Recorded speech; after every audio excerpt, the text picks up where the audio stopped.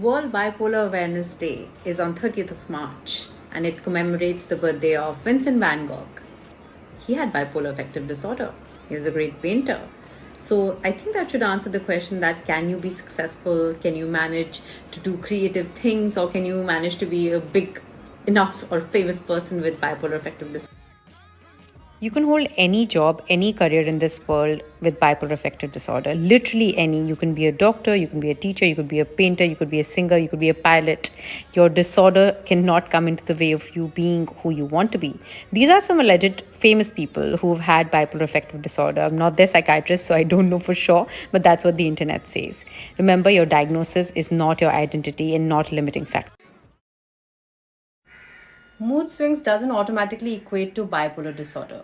Repeat after me. Just because you have mood swings doesn't mean that you have bipolar affective disorder. Mood swings can happen in a bunch of other medical conditions and psychiatric conditions. Mood swings can also happen normally in just day-to-day life. It happens to you, it happens to me, it happens to everybody. So just because you had a mood swing doesn't mean that you have bipolar affective disorder. When would it mean that you need to see a specialist? If your mood swings are pervasive, they're happening for a long period of time, when a manic phase, which I've talked about in some of my other reels, lasts for at least a minimum of 7 to 10 days, when a depressive phase lasts for at least a minimum of 15 days. So it's pervasive. It's not just one day of mood swing. It's not just a few days of mood swings. Also, the intensity might be a lot more of going up and down extremes. So please repeat after me. Mood swings doesn't automatically equate to bipolar affective disorder. This news made me happy and sad together.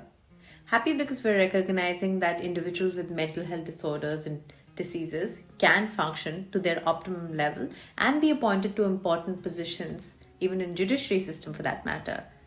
Sad because I did not really enjoy the term bipolar man being used. It was almost as if this person's identity was being labeled with a mental health disorder. Stop saying that I act so bipolar sometimes. Stop saying that mood swings means bipolar affective disorder. Stop saying that just because somebody blows you hot and cold or is angry suddenly has bipolar affective disorder. If you want to know more, find viable and actually reliable sources about bipolar affective disorder, not just generally handing out terms like, oh, you're so OCD-ish or you are so bipolar.